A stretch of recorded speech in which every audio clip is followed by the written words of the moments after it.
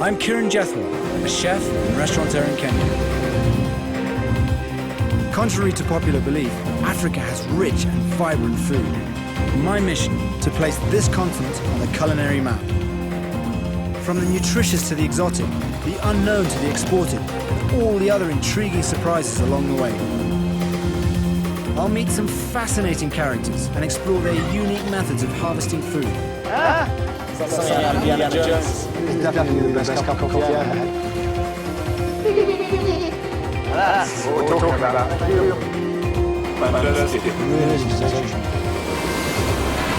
Africa is one of nature's greatest food stores, packed full of amazing ingredients.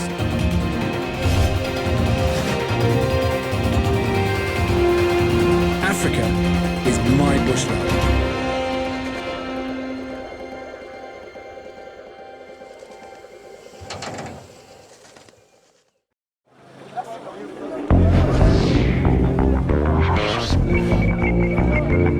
In this episode, I'll be catching one of Uganda's most popular and unusual delicacies. Ugandans love eating insects. And I'll be making a bug-laden dish with a surprising twist.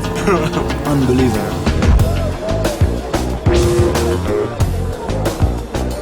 And a travelling market near Kampala, and it's absolutely bustling with life. There's incredible food and ingredients all around here, and I can't wait to take a look around. Big avocados down there.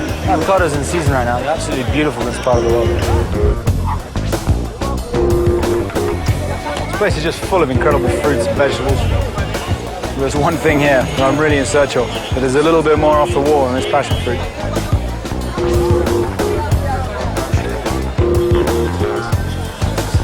This is actually something I was hoping to find here. It's really quite exciting, and the main reason we've come to this area.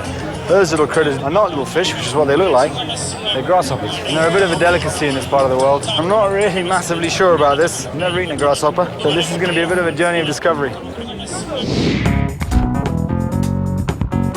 I've made my way to a small shanty town on the outskirts of Kampala, one of the most unlikely places to find bush food. This seems like a strange place to harvest insects. It is said in recent reports from the UN that eating insects could help boost nutrition with high protein, fat and mineral content. However, consumer disgust remains a large barrier, particularly in Western countries. I have to admit, the thought of eating critters is not my cup of tea either. Most edible insects are gathered in forests and sold in niche markets. But here, they're caught using a very unusual method that involves using a makeshift trap, oil barrels, corrugated iron sheets, and enough electricity to blow up Kampala. I'm in a place called Katwe, which is one of the slums, I would say, on the outskirts of Kampala. Well, not very close to the city, I guess, this city centre. And what we have here is a massive insect trap. And this is Bernard. I've been doing this work for about 6 years now here. I realise it's really good business, and the insect business is booming in this city. Ugandans love eating insects. This is the most commercial way of trapping them. You have these drums here with these corrugated iron sheets, where you can see Bernard is just setting up now, selling some insects. As the insects hit these corrugated iron sheets, they slide down, drop into the drums filled with a bit of flour on the bottom. The flour makes them too heavy to fly out, and they're trapped. What lures them in here is you can see around here all these bulbs. They're really powerful spotlights. So they switch them on about 7 o'clock when the sun goes down.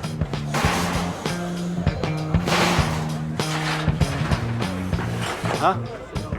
Oh, power. It's pretty precarious. This stuff is razor sharp. And apparently I nearly touched a live wire there and electrocuted myself. Bernard doesn't speak the best English in the world, so we're going to have to communicate through sound and gestures. I think he knows what means.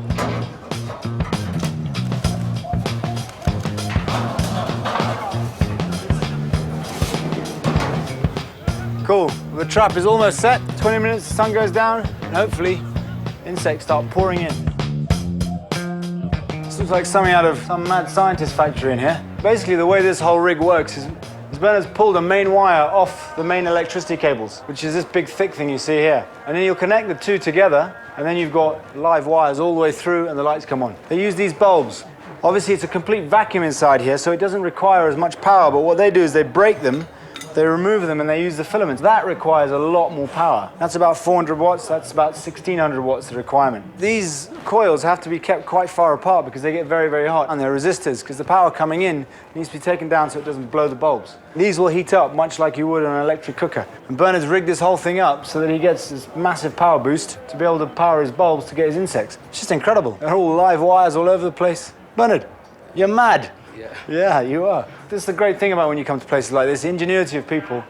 It's just fantastic. I've never seen anything like this in my life. I mean, this reads fire hazard all over it, but I guess in this part of the world, you've got to make do with what you've got, and he's done an incredible job. Okay, I think Bernard's going to connect up now because it's almost time and show us how it works. Bernard, you ready? Okay, fire in the hole.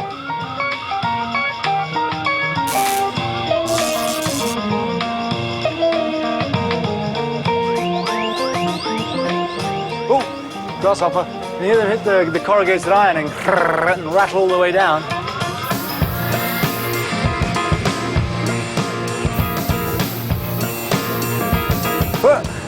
There you go. That's what we're after. No chance. We'll have to deep fry them first. I'm not eating that bloody thing raw. I'm going to put it in a drum. Now, it's all a bit of a waiting game. I'm a bit of an avid twitcher, you know. It doesn't mean I do that. It means I love birds. And there's two birds, which is a woodland kingfisher and what's called a broad-billed roller, which you don't find in the city. They're sitting up on the wires here waiting because they know the lights come on, the insects are coming, and they're just sitting there and they get their meal. Bernard, the mad genius, has something else up his sleeve. Bernard has lit his fire to make this smoke, and that is basically to disorientate the insects as they come in. It's not a very nice place to be, so I think we should get out of here right now. Over the next few hours, the light proved irresistible to our fidgety friends, and they started to fill up the barrels.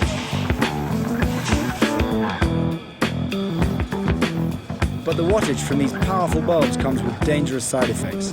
What we didn't realize last night when we were setting up is these lights throw off a lot of really harsh UV. Much like when you're welding, you're not supposed to look at welding and it can really hurt your eyes. So I'm not trying to look cool. I gotta say, Bernard's drums here have done pretty well. It's like a horror movie, you know, that sound of tick, tick, tick, tick, tick, tick, tick, insects everywhere, and just drums full of the things.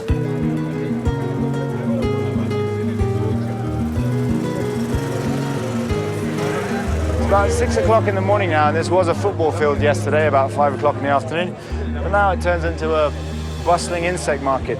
It's like a frenzy. I mean, everyone's just bargaining, money changing hands, and I mean, you can tell it. They're highly, highly sought after. And once you bought a sack, you jump onto a motorcycle and zoom off. Kennedy is somebody who buys and processes insects, and that sack there is about 250,000 Ugandan shillings. Look at that. It's like something out of Indiana Jones. Crawling all over me. Kennedy, when you take them, what do you do with them? We remove the wings, so this one, Yeah. it comes like this. Again, the legs, Yeah. we also remove them. Yeah. And the tail, this one here, Take the tail off as well, huh? we'll remove. Then we can fry it. From eat it. there, ready to eat.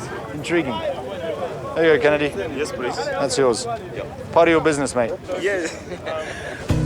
As the sun rises, it now becomes evidently clear how important insects are to the welfare of Ugandans and the local bird life.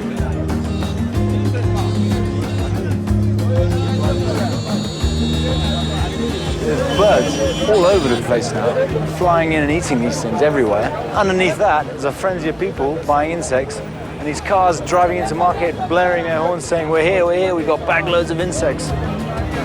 It's just madness.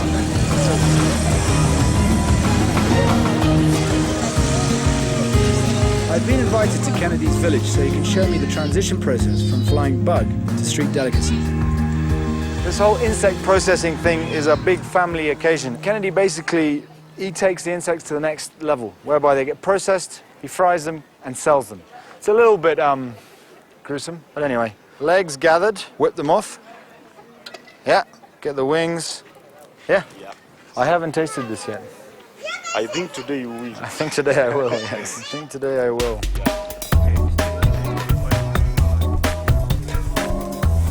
So Kennedy is just thrown, this is one way of cooking them. He's just thrown the locusts into a dry pan and he's just kind of steaming them in their own liquids and throwing a bit of onion in. I gotta be honest, it doesn't look as bad as I thought it would. I mean, they just look like little tiny fish. keep on changing it. Keep stirring. Because if you delay, Burns. After 10 minutes, Kennedy adds some salt and it's done. I think I'm gonna let the kids try these first because they're eagerly like hovering around. They can't wait to get stuck into this. Yes. Kids? Yeah, please, please, please. There's clearly no... Okay, that's what I mean about feeding friends, you're right. They're gone. Okay, they like them, huh? yes, so much. This is all I managed to salvage from the whole plate. I didn't actually realize how quickly they were gonna go. Okay, here we go.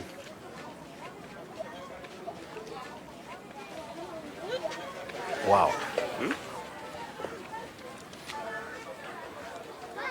That's delicious. They are very, so nice. I can't tell you how good that is. I was honestly massively apprehensive about doing this. And I was not sure what. They are astonishingly tasty. Okay, it all falls into place now. I'm trying to figure out the frenzy in the market. Ugandans loving these things as a delicacy. Look at this. Look at this. These guys are all like, they're just delicious. They are just delicious. Kennedy, Yes, sir. they're delicious. They are delicious. They really are. It almost tastes like a really good deep fried shrimp or a prawn. That's why these kids, they are waiting. They're like- they are on like standby. on standby. Okay, let's try frying some and see what they taste like that. Okay. The other way of preparing grasshoppers is deep frying them. Now this is the way you find them on the street more regularly, yes, Kennedy? But if you keep the other one boiled, it cannot stay for a year. But this one can stay for 2 years. You've really got to fry them so they completely crisp out to give them that 2-year shelf life. They can't be soggy at all or they won't last. I still can't get over how good these things taste.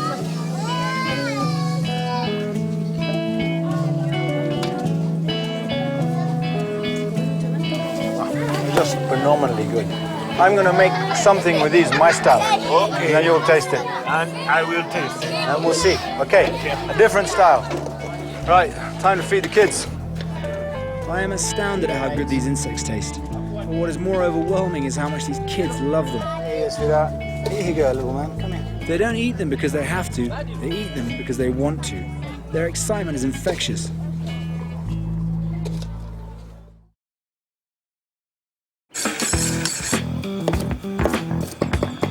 So now I'm going to show Kennedy a different way of preparing grasshoppers. Grasshoppers avocado kind of threw me into a bit of a Mexican spiral. Tacos. I'm going to make flour tacos and get them really crispy as well. There's some sort of party going on over there somewhere. The music keeps kicking in. Have you ever eaten grasshoppers with avocado? No. Today you will, mate. Make a simple dough with a splash of oil and some water. Work it through and knead the dough until smooth. Portion it into even balls and then roll them out into uniform-sized discs. Get your fingers in some oil, rub the top of the disc with the oil, put one on top of it, and go with the next one. This makes great spring roll pastry, this. Flour the top one so it doesn't stick to the board. Very gently flatten them out. And they look like one big flat pancake. Hot, dry frying pan. Like that, like 5 seconds, and then flip it. Peel away the top layer. First one, flip it again. Peel away the next layer, another nice thin one. And that is how you get super thin pastry. Perfect, good man. There's still one more thing I've got to do to them, but that'll come right at the end. Let me get you a bowl. Kennedy started off the guacamole there. My tomatoes, which I blanched earlier, I'm just going to very simply peel the skin off.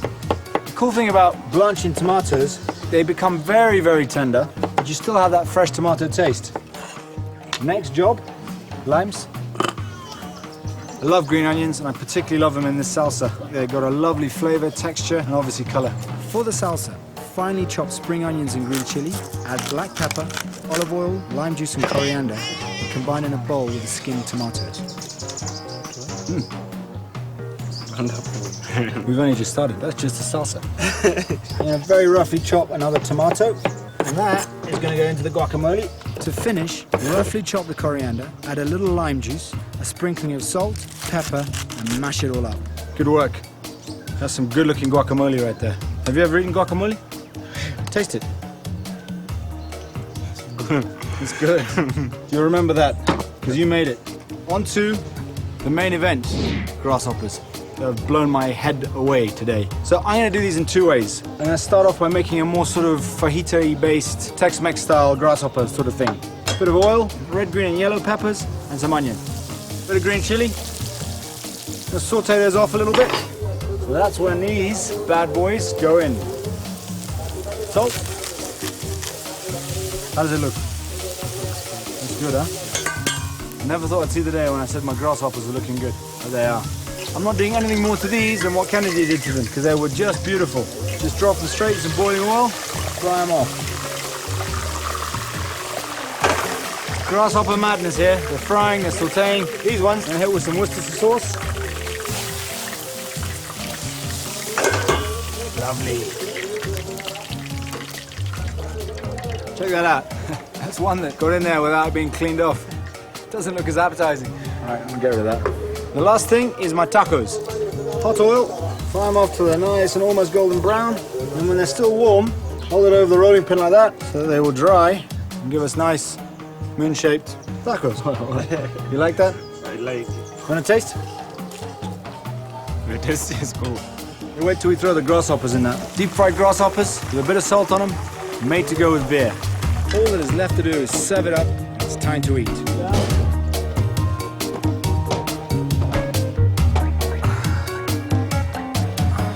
Okay, Kennedy, let me show you how to eat a taco.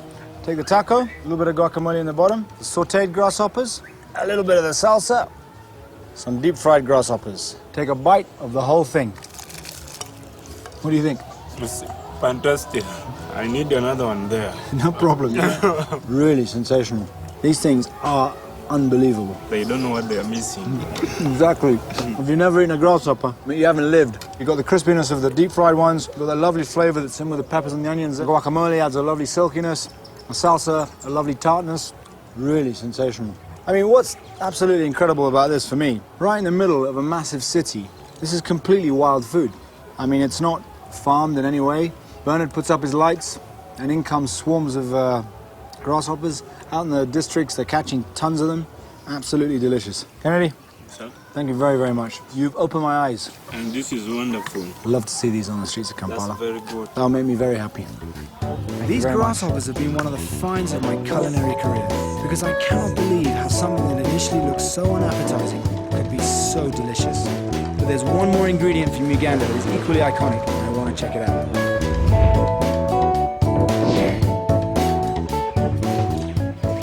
How are you, Martin? Good, good. And this is Martin's little farm here, and he's got a couple of jackfruit. And everywhere you drive around this area, you see jackfruit. And I mean, you can't miss them. I mean, look at this thing. Incredible looking things. I've never actually eaten this, but I know it's very similar to a fruit you get in Southeast Asia called durian, which has a really strong smell on it. Martin, do you eat a lot? Of course I do. And what does it taste like?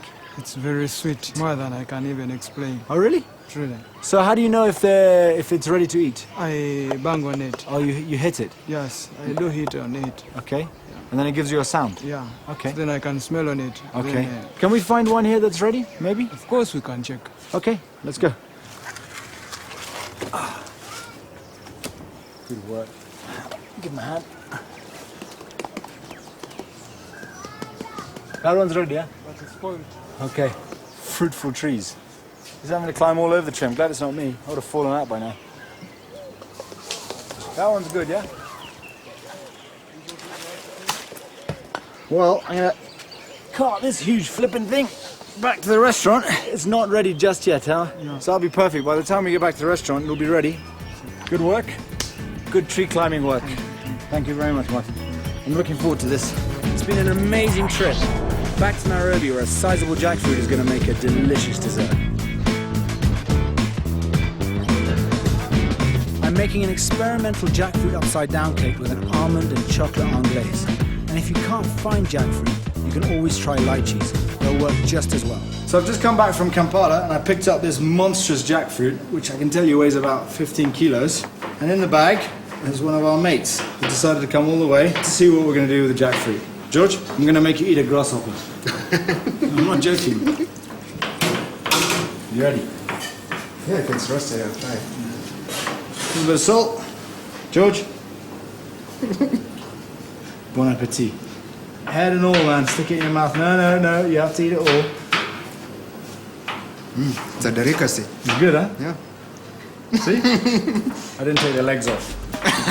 So I want to try and use this outer skin as well as what's inside it. First thing I'm gonna do is try and get into this beast. So I'm just gonna cut it in half. So I'm gonna use this as a vessel to cook my jackfruit upside down cake. There are some very big seeds in jackfruit, which you've also got to sort of pop out. I'm gonna remove all the insides here. So I'm just gonna hand this over to George to carry on hollowing this out while I get on with making my cake batter. To make the cake mix, add 500 grams of butter and 250 grams of brown sugar. If you have an electric whisk, this will take half the time to make. Then add 6 eggs and crank it up. Now throw in 400 grams of flour and 3 teaspoons of baking powder to really bind the batter together. That is my lovely and very simple cake batter. Big difference being the brown sugar. George is still fighting with the jackfruit. While he's doing that, I'm just gonna get my caramel, which I made earlier on, back on the heat. To make the caramel, simply heat up 200 grams of sugar and stir occasionally. So George has extracted a lot of the jackfruit flesh. It's just in segments surrounded by this sinewy stuff. So you just need to pull that off first, and then you just squeeze, and out pops seeds. And it's like pineapple bubblegum. Absolutely delicious. Again, I'm going to give this to George to carry on with the dirty jobs. There you go, mate. You prefer to eat this or the insects? George has hollowed out this lovely jackfruit outer shell thing, which is going to become like my baking dish.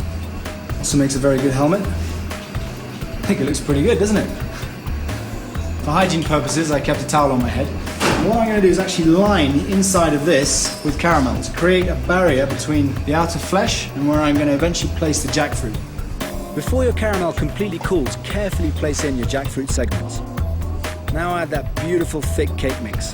You're witnessing one of the world's greatest culinary experiments. George, is this going to work? Well, yeah. Okay, if it doesn't, you're fired. We're clear? Be clear, yeah. This is your fault. Carefully cover the jackfruit experiment with greaseproof paper and leave enough room for the cake mix to rise. Then place it in an oven at 200 degrees C for 45 minutes. For the anglaise, you will need almonds, cream, eggs, good quality chocolate and sugar. Cream into a pan. Separate the eggs and add 200 grams of caster sugar. Now whisk thoroughly until it becomes creamy and fluffy. Then temper the eggs carefully with hot cream or you'll end up with scrambled eggs. Back into the pan. Back onto the heat very gently. You just work that around until it starts to thicken. Flavor. Add the almonds so they infuse their flavor and shave the chocolate and dump it in. You got the best hot chocolate you've ever had in your life.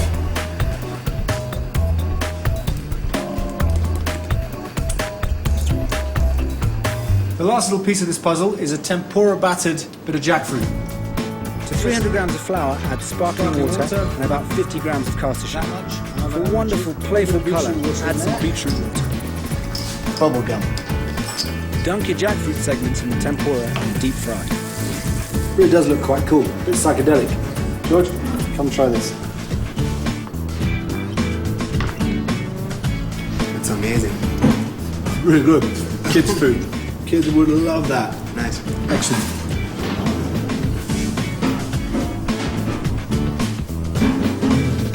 George? Yeah. I think you're gonna get fired, mate. I'm not sure this is gonna work. Right, here goes. It's gonna be a mess. It's like something out of Indiana Jones. When you're done with this, you can wear it as a fashion accessory. Even though this thing looks like an explosion, the whole thing smells absolutely divine. It's like a massive sticky toffee pudding. George, you're not fired. I'm promoted. You're promoted. Can't get promoted any higher. The next step is above me, mate. Food time. Spread the anglaise around the plate and sprinkle with some almonds. Delicately place your upside down cake in the chocolatey center. Slice up your tempura battered jackfruit and put around the edges of the plate. A miracle jackfruit upside down cake with this lovely chocolate anglaise, the almonds, and our little sort of bubble gummy snack that we made out of the jackfruit. I'm very happy with that. I was extremely apprehensive, but I think it's going to taste smashing.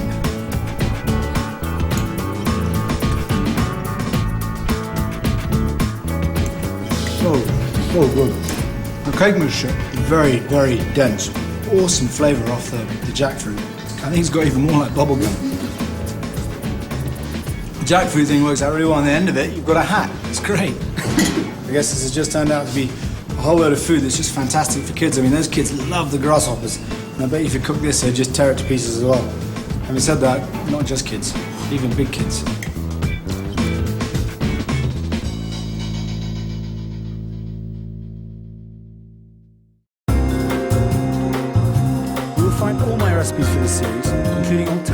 suggestions for the more unusual ingredients at www.24kitchen.com.